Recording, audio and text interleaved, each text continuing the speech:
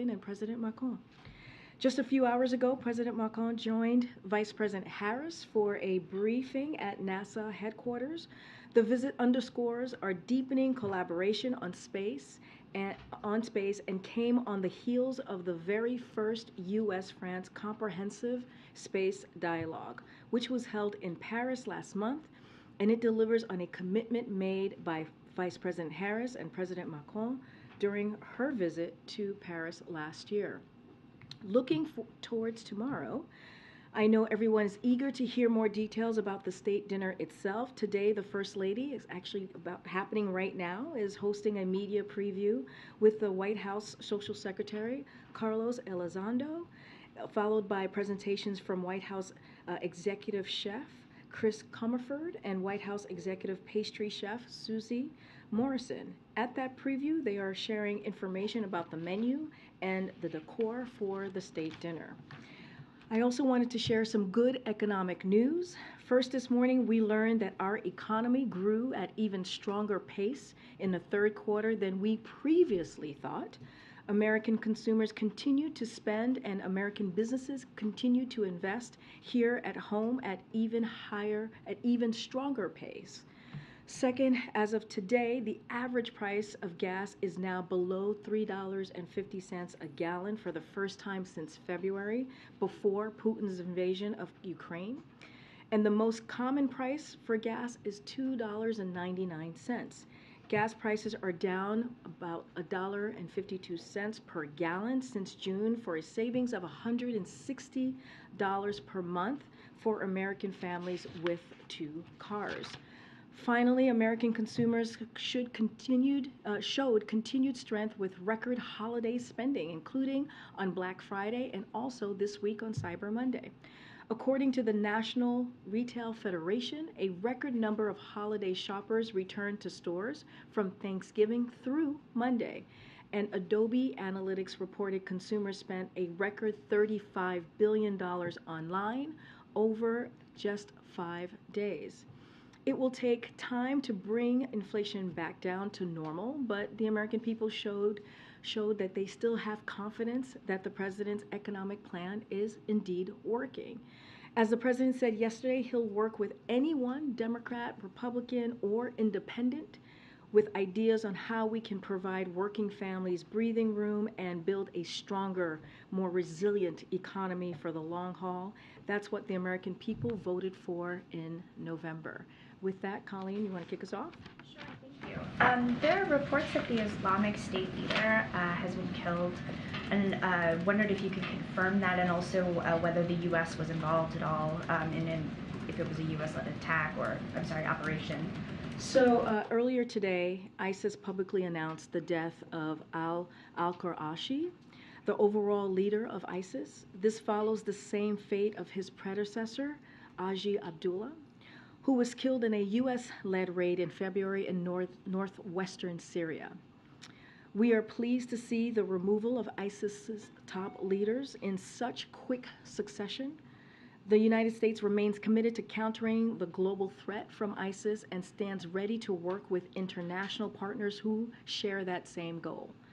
We will build on these counterterrorism successes, and we will keep that pressure on for sure.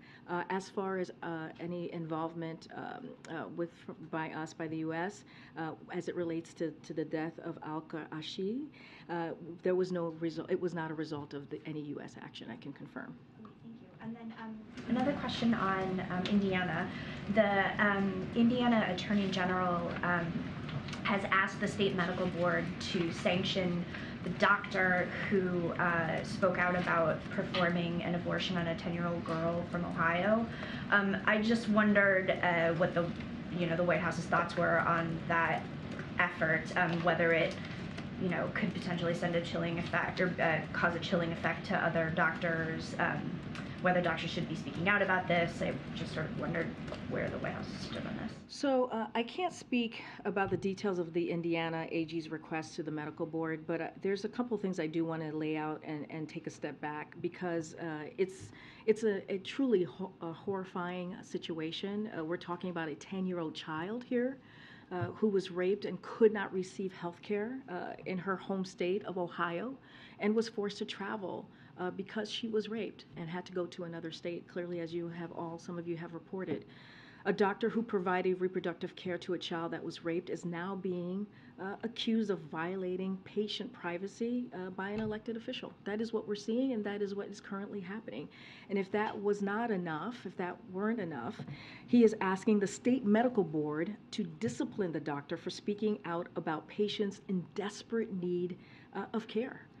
And this is not about the concerns of the victim. This is not about the victim at all.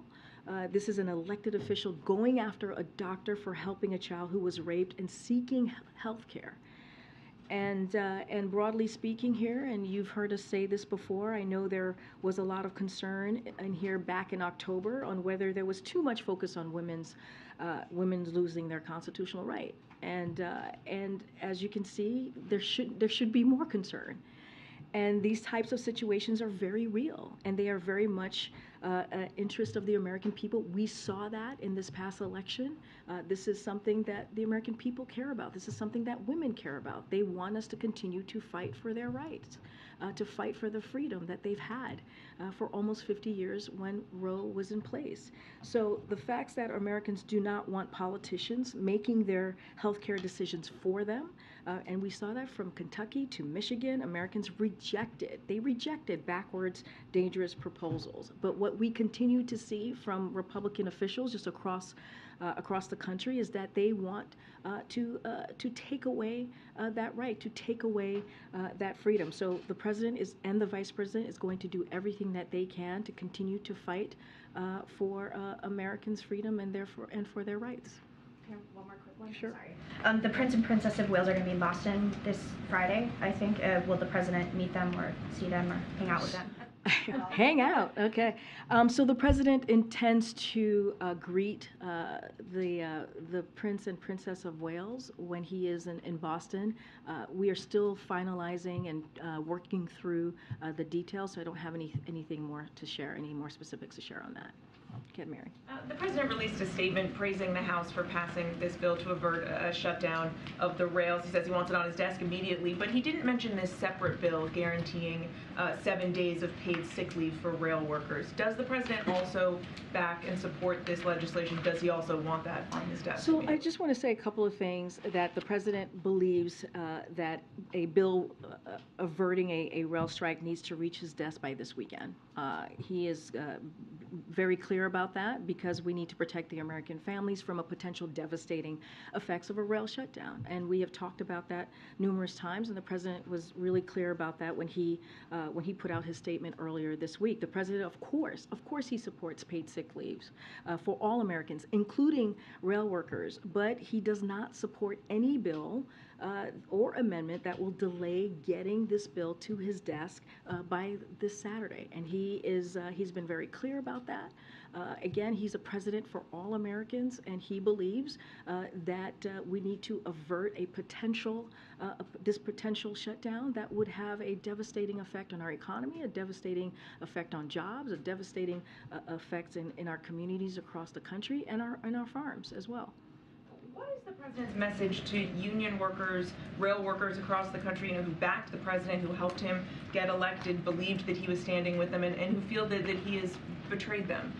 Look, the president, as you know, has been called by unions and labor leaders as a pro-union president.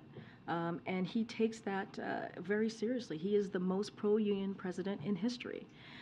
And he's worked tirelessly to secure victories for unions and for workers since he was first elected to the Senate. So this is when it comes to labor, when it comes to union, this is something that he has worked towards and making sure that he delivers for what he called yesterday. If you listen to him during his Michigan statement, he said they were the backbone. They build our middle class, right? They were the best workers that we have in this country. country. And so as a proud pro-union president, he's reluctant to override the ratifications procedures of individual unions, right? We have to remember there were 12 unions involved in this when the tentative agreement was done. When that agreement came out, it was praised. We received praise from rail unions and from folks and from the companies as well. And once that agreement came to fruition, because of the work that this president did on September 15th, there was a cooling period, and it was ratified by 8 of those 8 unions of the 12. And so, look, we have to remember there are really good pieces in this deal. There's a 24% pay raise and a $5,000 bonus, no changes in co-pays, deductibles or co-insurance cost, some time off for routine, preventive, and emergency medical care, and protecting the two-man crew. This is a deal that has a lot of benefits, but again, he wants to make sure that we avert a shutdown that would be detrimental to our economy. Okay. Thanks, Karine. Europe and France are concerned about Buy America provisions in the Inflation Reduction Act, and President Macron is expected to raise that during his visit. What will President Biden say in response to this? So I'm not going to get into hypotheticals about what may come up in that conversation. Yeah, but still, well, it's hypothetical because it hasn't happened yet. They may have flagged that. I'm not going to speak for France, clearly. I'm just speaking for this president. I speak for the President of the United States. So right now, it is a hypothetical that it will come up, right? And but I will say this: the Inflation Reduction Act, as we know, is historical. It will, it is an investment that will, a historical investment that will deal with climate change in a real way. It will lower costs for American families if you think about healthcare, if you think about energy cost as well.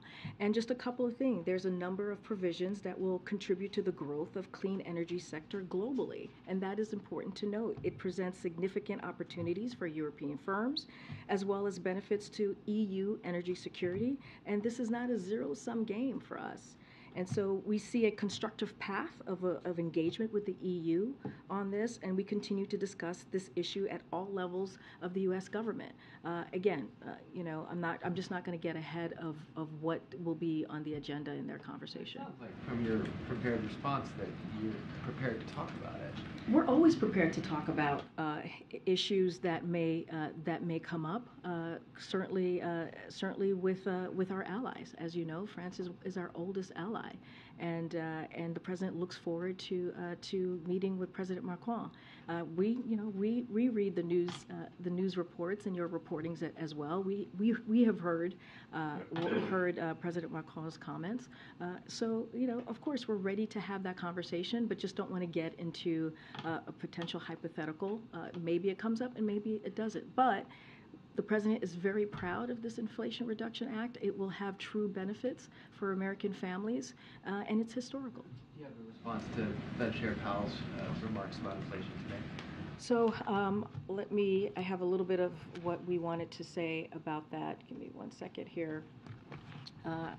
So when it comes to his comments, as you know, we are very clear about the Fed having their independence and respecting that independence.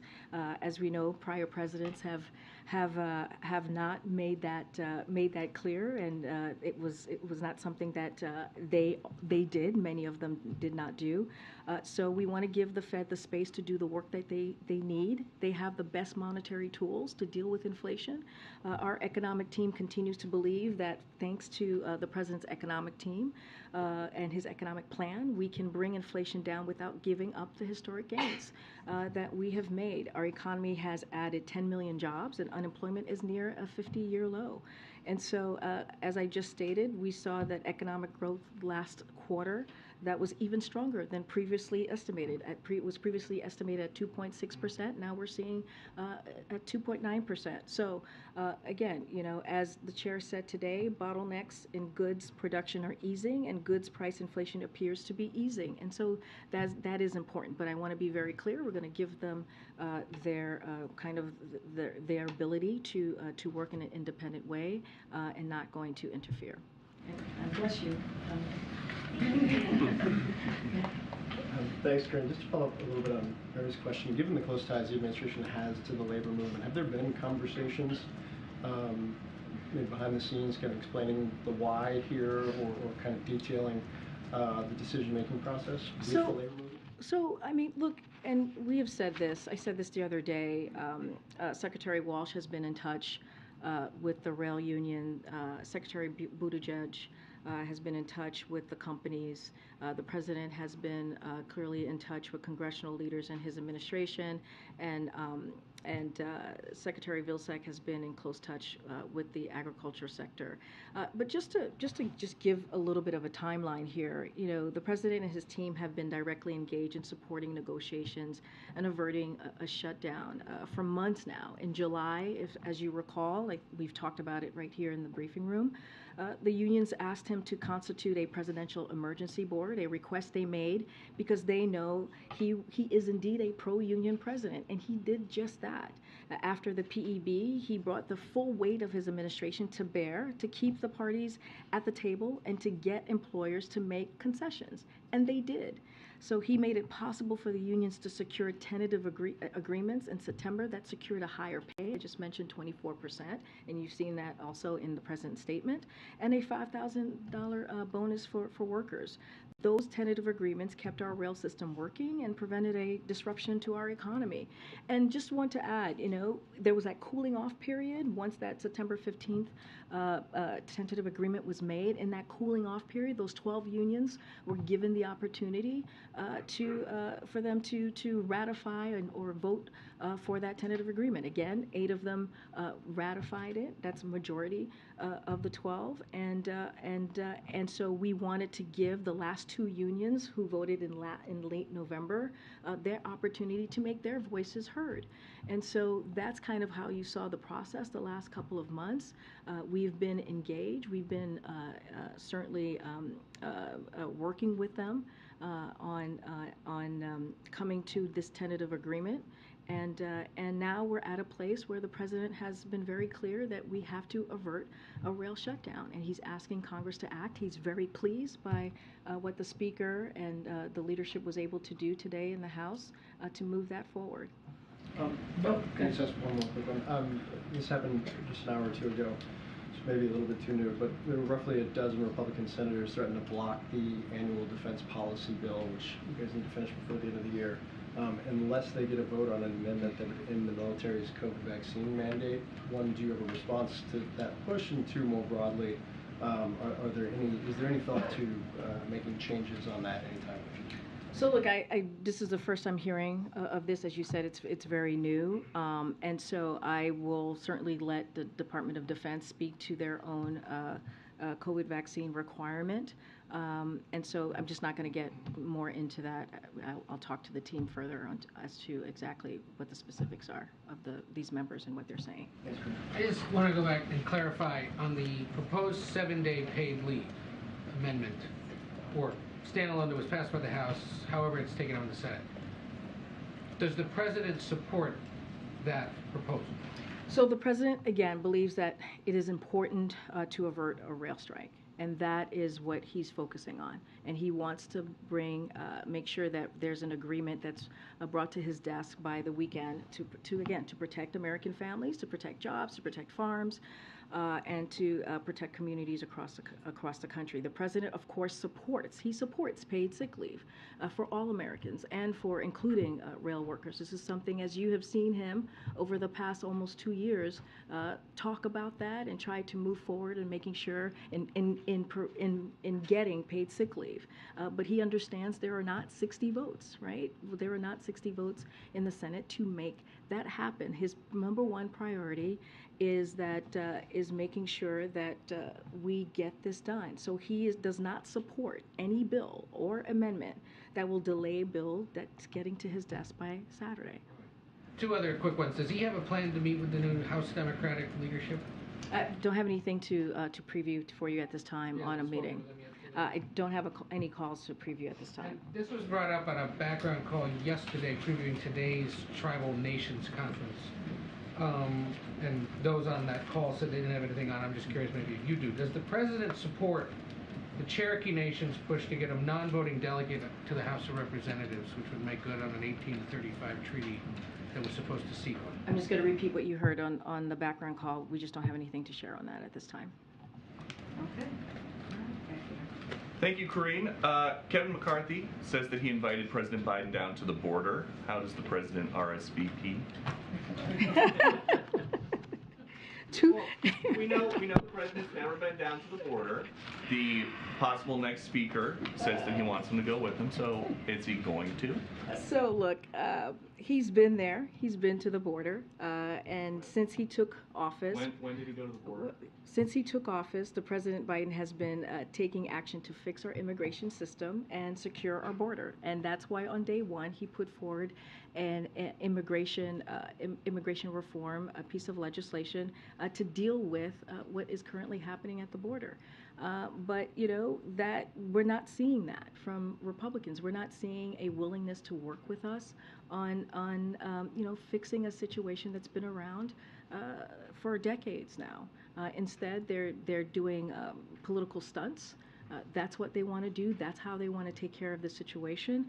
But in the meantime, you know, the president has secured record levels of funding for the Department of Homeland Security. We have over 23,000 agents working to secure the border. We've taken thousands of smugglers off the streets, and we're cutting down on asylum processing times, and a number of individuals arriving unlawfully from northern Central America and Venezuela is coming down significantly because of the actions that the president has taken. Okay, on another subject, when are you guys going to delete the White House Twitter account? Why would we do that? Well, you're saying that you're keeping an eye on Twitter because it might not be a suitable platform, so why use it? Look, I want to be very clear here. The president has always said, and he has been very clear in his belief that it is important of social media platforms to continue to take steps to reduce hate speech and misinformation. And will continue to say that. But media platforms make independent choices about their information that they present. And so, look, I don't have anything to share on any policy or any changes that we will be making. We have multiple platforms, as you know, that we utilize to communicate with the American people. When you say that you're going to be monitoring some of the speech on there, if you see something that you don't like, would you try to shut Twitter down? So look, you know, when you talk about monitoring, you know, it is, I hate to break it to you, Peter, just like everybody else, we very much monitor the news. We pay close attention to everything that you all are reporting, and Twitter's in the news a lot.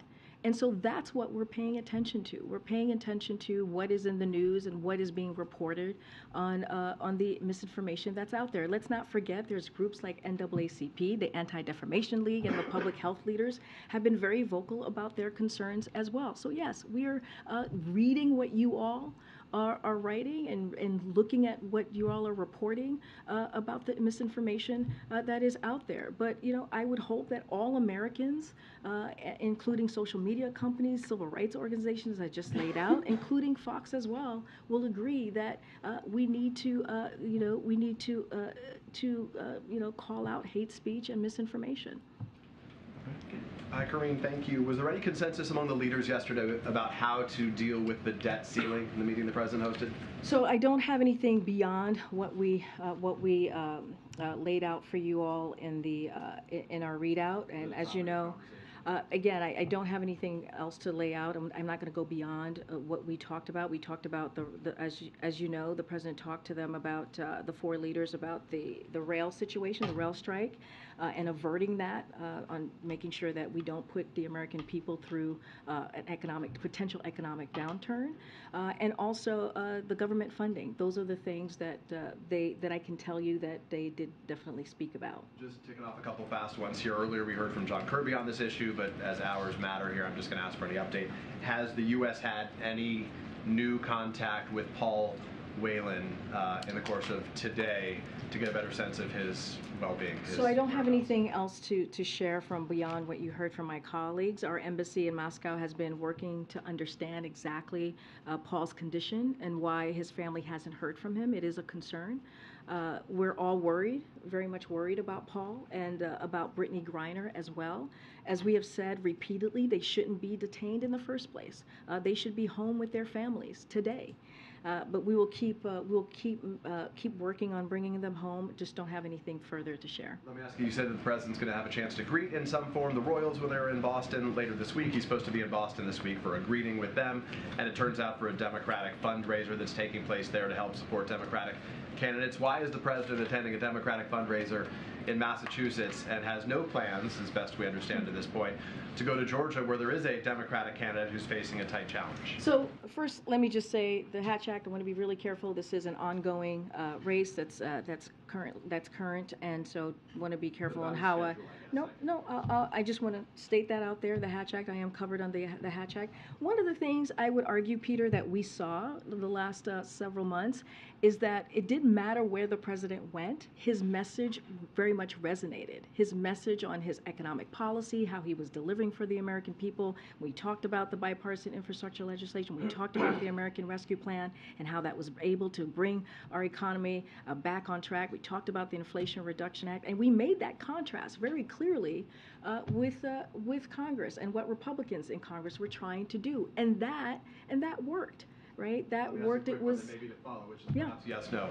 Does the president believe it would help or hurt Raphael Warnock for him to campaign with him in Georgia? Look, I'm not going to get into any political strategy here. That is not my place here to do that at the podium. I have said many times before at the podium, the president is willing to help Senator Warnock any way he can, and however the senator wants him to get involved. Thanks, Chris. Okay. Thanks, Karine. Is the administration getting involved in helping an American citizen who was arrested on a visit to the UAE?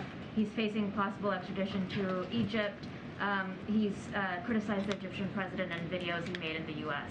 So I don't know much about this particular individual that you're asking me about. When it comes to wrongfully detained U.S. citizens, the president has been very clear that his administration is going to do everything that they can to bring them home. This particular individual, I don't have any information for you at this time. We'd have to check with the team. Karine, let me ask you this. The president last night had a statement praising the Senate for passage of the Respect for Marriage Act. Because, as you know, there are members of the LGBT community who argue that the bill is weak sauce. It doesn't go far enough to protect the rights of same-sex married couples in the event that Obergefell does get struck down. What's the White House's message to those who are concerned that the bill doesn't go far enough? Look, you saw the president's statement last night. This is a huge step forward. And it is historic that we saw this movement from Congress in a bipartisan way to protect same-sex marriage. And I think, in the time that we're in, when we're talking about the differences between Republicans and Democrats and how we're not able to get things done, we're seeing that right now in a key issue that matters to this community. Again, it's a step forward. There's still work to be done to get it across the finish line. But I do think, and we do think, it's something to celebrate. There's always going to need to be more work to do in any legislation that's passed, right? We're always going to want it to be perfect. But I think it is important to note that we are taking, again, a historic step forward. The president is very proud of the work that Congress is doing this in a bipartisan way to deal with an issue that he has fought on for many years. And you've heard him say people should be allowed to choose who they love, and love is love. Can I follow up on that, Karine? Thank you. I want to follow up on the rail issue. Senator Sanders and about a dozen other Democratic senators released a statement earlier today essentially saying that President Biden did well in the initial negotiations, but Congress should do better. They called out the rail industry specifically for making record profits of more than $20 billion over the past 3 quarters, and essentially said that they should use some of those profits to put it back towards their workers and make sure their workers have paid sick leave. I wonder what the president makes of those comments. We've heard the president before call out industry, called out the gas and the oil and gas industry for making record profits and not putting that back towards consumers. Does he feel the same way about the rail industry? I want to be very clear here. The temporary agreement that the president was able to secure in September, on September 15th, as you know, that's when we announced it, had some real wins for workers. It really did. Again, the concessions he secured for workers included a 24% pay raise and a $5,000 bonus, no changes in copay, deductibles, or co-insurance cost for the operating crafts, some time off for routine, preventative, and emergency medical care, and protecting the two-man crew. The victories he helped secure for workers is why the deal was ratified. It was ratified by 8 of the 12 unions. And we have to remember, right, if we were to be in a rail shutdown, it will hurt the very families that we're talking about, that you're asking me about, right? It would hurt the union families as well, and union workers. And so, he was asked to get involved in July. He did. He put together the Presidential Emergency Board, and he put the full, the fullness of the full weight of the administration to get to this temporary agreement. And again, I just listed out some real concrete gains that we saw because of the president's involvement. So this message from Democrats that there's corporate greed involved, and that's one of the reasons why they can't have an agreement here. The president doesn't agree that the rail industry. What I am saying is that the president was able to put together a temporary agreement that prevented a downturn, a disruption in our economy that would have hurt all families. And there are some really true wins that came out of this agreement because of the work that this president did. But look, I've said this many times, and he has said this many times, he's the president for all Americans, right? And it is important that we avert a rail shutdown. It is unacceptable. It would hurt farms, it would hurt jobs, it would hurt communities across the country. And so that is what the president is focused on. How is he going to help all Americans here? Okay. Thank you, Karine. Again, on the IRA issue and Macron's visit. It seems like both sides have been tiptoeing around this issue a bit because no one wants to, spoil the public face of this state visit. But during his lunch today, Macron said some pretty harsh words about the IRA. He said, for example, it is super aggressive against French competitors, and it would kill jobs in the EU. So I know you've said that you've taken it into account and you're considering and so on, but does the president? You'll be meeting with Macron for hours, I guess, tomorrow. Does he have some kind of sympathy for the straits that Macron seems to say that he's in on this? And in other words, is he really taking this on board as a very acute problem, the president? Because that seems to be the way Macron's putting it out there. Look, I'm not going to get ahead of what's going to be on the agenda for their visit tomorrow. I'm not going to get ahead on what they're going to talk about, the topics that they will be discussing. I've been very clear. France is the United States' oldest ally. This visit is about reaffirming their relationship.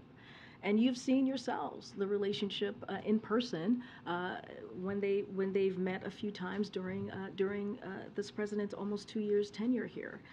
They have a very warm friendship. It is an important relationship, and that the president takes very seriously. And I know that President Macron does as well. But look, there's a number of provisions that we think will contribute to the growth of the clean energy sector globally, as I've mentioned already, in the Inflation Reduction Act. And it presents significant opportunities for European firms, and as well as benefits to EU energy security. This is not a zero-sum game. But we have to remember the Inflation Reduction Act is a historic piece of legislation that's going to lower costs for the American people. And it's also going to invest, a historic investment into dealing with climate change in a real way. So not going to get into hypotheticals about what's going to be said or how the president's going to deal with XYZ. What I can tell you is we welcome the president of France and his wife, and the president's looking forward to having conversations with them. Just a quickie, scheduling kind of thing. The French press people have put out that he's having dinner. The two are having dinner tonight with their spouses. I guess at a restaurant, a private dinner they're calling it. Can you confirm that? 'Cause it's not Yeah, on- I don't have anything to preview at this time. Okay, April. Karine, I want to go back to the rail strike or potential thereof, and I want to drill down on what you continue to say, the hurt. You know, this White House, this administration on the Hill, you guys are rallying the economy. As some are concerned about what the first quarter, the end of the first quarter could look like in 2023. Could you qualify and quantify what that hurt looks like? Yeah. Because you keep talking about the union people and their families, but it's broader than that. Yeah, absolutely. Let me break it down exactly what this could look like. It would have a rail shutdown, would have a grinding effect on our economy to halt and touch the lives of nearly every family across the country. Even in the days before a rail stoppage, serious disruptions will begin to occur. A couple of examples here. By Friday, Class 1 railroads will likely begin to notify their customers of the wind down process. Just the announcement would disrupt supply chains as companies begin to reschedule shipments from rail to truck. As soon as this weekend, Class 1 railroads may begin to refuse to transport hazardous materials like chemicals necessary to treat drinking water and wastewater. Oil and gas refineries unable to ship out hazardous byproducts will stop producing diesel and gasoline, creating supply constraints. The auto sector could also be disrupted as soon as this weekend as well. Last time around, the railroads began refusing to transport automobiles about a week ahead of the shutdown deadline. So again, Congress must get a bill to the president's desk this weekend to protect families and from these potential devastating impacts. So this is what we're talking about. These are real life, changes and impacts that we can see here. So with that said, thank you for all that. Didn't expect you to have it. Thank you. But at the end of the day, you are fighting inflation. This White House is fighting inflation. And it sounds like the numbers will go up again. What is in place? What are you guys working on in case there is a strike? In understanding those numbers and all the things that you qualified and quantified, what is in place to cushion the American taxpayers' pocketbook or the American consumer's pocketbook with this knowledge that you have? So let me just on inflation for a second, and it's I do want to point out that we've seen in recent months, which is inflation slowing in the third quarter compared to first and second quarters. So that's good news. And the last CPI, we've seen prices fall for used cars, apparel, inflation moderation for housing, food, and services. All welcome news as we head into the holidays. So we have seen that in the data points in the past several months. So that's important to note. And as I've said many times, when it comes to the president's economic plan, inflation is lowering costs and dealing with inflation, fighting inflation is the president's #1 priority. At the beginning of the briefing, I laid out gas prices, how much it's fallen. The average, the gas price that you'll see is about $2.99. It's gone down by more than $1.50 per gallon. And that's because of the work that this president has done with the Strategic Petroleum Reserve, taking historic action. So that matters as well. We are certainly working towards that. But look, the president is confident that Congress is going to act on this, that we are going to, work to avert a railway shutdown. That's why you saw the House today. He complimented the House, the Speaker, and the leadership to getting moving the bill forward, and it included Democrats and Republicans, right? So we saw a interest of getting this done across the spectrum. So we're going to continue to work towards that. It's going to go to the Senate next, and the president and his team is going to continue to encourage members to get it done. Related to that, is the administration still engaged with the rail companies, the unions, in the event to sort of keep talks going in the event that the Senate is either unable to get this passed or maybe is delayed in getting this passed? So look, we are confident and we are going to continue to push to get this done. The president is going to continue, and his team is going to continue to work Congress to make sure that we avert a rail shutdown. As we know, it will have catastrophic effects and impacts to our economy. So we're gonna stay on track there. Yes, is our administration continuing to having those conversations? I laid out Walsh has been talking to unions for the past several months. That continues. I've talked about Secretary Buttigieg, Department of Transportation, talking to the companies. That will continue, and also Secretary Vilsack is doing his part with the agriculture sectors. So those conversations are always going to continue. But right now, our priority is working with Congress. The president has talked to the 4 leaders, as you know, yesterday about this particular issue. He's going to continue to talk to congressional members. Our team is going to continue to work on that to make sure that we avert this, make sure we put legislation forward that averts this rail shutdown. But just to clarify, there are sort of ongoing negotiations between the unions and the rail companies. I mean, look, I can't speak for the unions and the rail companies. That is, they're going to have their conversations. I'm not speaking for them. I'm speaking for the president and what he's trying to do for the American people, and is to avert a rail shutdown. Thanks, Karine. Going back to tomorrow's state dinner, can you tell me what kind of COVID precautions will be in place, and are people attending this dinner required to get a COVID test? So I can say this, as always, we will follow the CDC guidelines. So I point you to the CDC guidelines as it relates to COVID protocols, and I'm just going to point you to their website. But as far as testing, do people... Again, I'm just going to point you to the CDC guidance on this.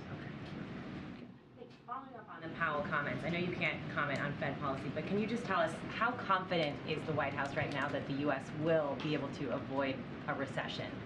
I mean, look, I just laid out the data points in the beginning of this, beginning of my briefing, when I talked about how the third quarter, there was a revision in the third quarter and how much it's growing, right? It was first said it was going to be estimated at 2.6%, and we're seeing it at 2.9%.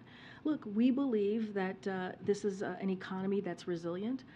We believe that, and it's resilient because of the president's work, because of the president's economic plan, because of what he did walking into this administration, putting forth the American Rescue Plan that got schools open, that got shots in arms as it relates to the vaccine, put forward a real comprehensive plan so those schools could be open, so that small businesses could open up again. And it's continued, right? With the bipartisan infrastructure legislation, creating jobs with the Inflation Reduction Act. This has been all part of the president's plan to make sure that we build from the bottom up and the middle out. And that work has been able to create 10 million jobs in this administration. And we just saw the president in Bay City, Michigan, where he talked about the manufacturing jobs, bringing jobs back to the country because of the CHIPS and Science Act, right? More than 700,000 manufacturing jobs that have been created in this president's administration because of the work that he's done. And so now what we're seeing, and you've heard us talk about this, is we're seeing an economy that's going into a transition to more stable and steady growth. So we do not foresee a recession. The data that I just laid out that we have seen the last couple months does not show a recession. Several House Democrats made history today when they elected Hakeem Jeffries as the first black leader. You know, what's the president's reaction to the new leadership of the party in the House? Well, as you know, the president, I should say, sends his heartfelt congratulations to his friend, Congressman Jeffries, as he marks profoundly important history, becoming the first black leader of either party in either chamber of Congress. This is wonderful news for our country and highlights the promise of the American dream for all our people. He has worked with Congressman Jeffries for many years, delivering for the American middle class, as I just laid out when we talk about the President's economic policy, standing up for fundamental constitutional rights like the right to choose, and standing up with law enforcement to keep our communities safe in the fight against gun crime. So he also congratulates Catherine Clark and Peter Aguilar on their elections as well. He looks forward to working with all of them and building on the progress that we have made in the last almost 2 years. Hey, Karine, back on the border for a second. Congressman McCarthy also said that it was the president who brought up the border in the meeting. Is that accurate? I'm not going to go beyond the readout. Did you take it as a good faith invitation to go to the border or something else? I'm telling you right now, I'm not going to go beyond the readout that we provided yesterday. Okay, and not related. You might have seen the foreign minister of Belarus died suddenly this week at 64. He's somebody who could maybe be a conduit to the West, but it's also, as you know, that regime is kind of tight with Putin. What does the White House make of this? Don't have any comment at this time on that. Okay. Thank you. India tomorrow formally takes over the presidency of G20. It has announced its theme of one family, one earth, and one future, announced its agenda, but from the U.S. perspective, what should be the G20 top priority for next year? So the president's, we look forward to supporting India's G20 presidency next year, and on a range of issues, including addressing current food and energy security challenges, while continuing our efforts to build a resilient global economy. I know that Jake Sullivan was asked this question when he was here, probably most recently, about if the president is going to be attending. As you've seen, the president has attended, has been participating in the G20 in his tenure here. Don't have anything specific to announce or any specifics to announce on travel. I just said I don't have anything specifics to announce on his travel, but as you have seen, the past almost 2 years, he has been certainly participating in the G20. Pakistan, there has a change. The new army chief has taken over, General Munir. Do you have anything on that? So the United States values our long-standing cooperation with Pakistan and has always viewed a prosperous and democratic Pakistan is critical to U.S. interests. We look forward to continue to work with Pakistan to promote stability, prosperity for the people of Pakistan and the region. I will take one last question from the back. The back. A follow up.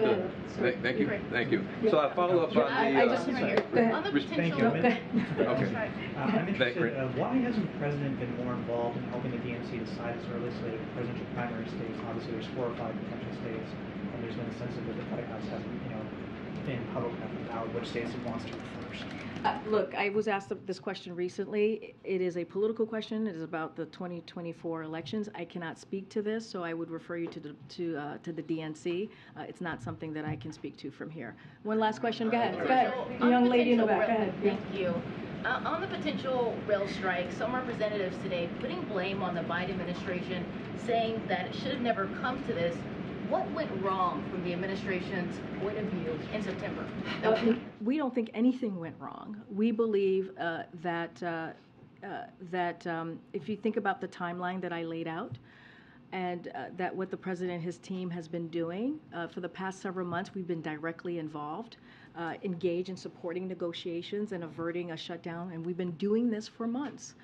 And it was because of the president's action back in July. The unions asked him to constitute a presidential emergency board, a request they made because they knew as a pro-union president he would be able to get to an agreement, and he did. On September 15th, he came through with a temporary agreement that had an increase in pay by 24%. It had a 5,000 bonus. It has a 5,000 bonus for workers. And let's not forget, when that agreement came out on September 15th, it was lauded and praised by the unions and union leadership. So again, this is a president that has delivered for the union, and he sees himself as a pro-union president. That term has been given to him by labor. And again, what is so important right now is that we need to make sure that we avert a rail shutdown, and that's what the president is calling on Congress to do. This is something that would have a direct effect on those union families. It would have direct effect on communities across the country. It would have an impact on, on farms, on jobs, on agriculture, as I just mentioned. So this is incredibly important that we avert this, and that's why the President is calling on Congress to act. Thanks, everybody. Au revoir. Au revoir. Bonne nuit.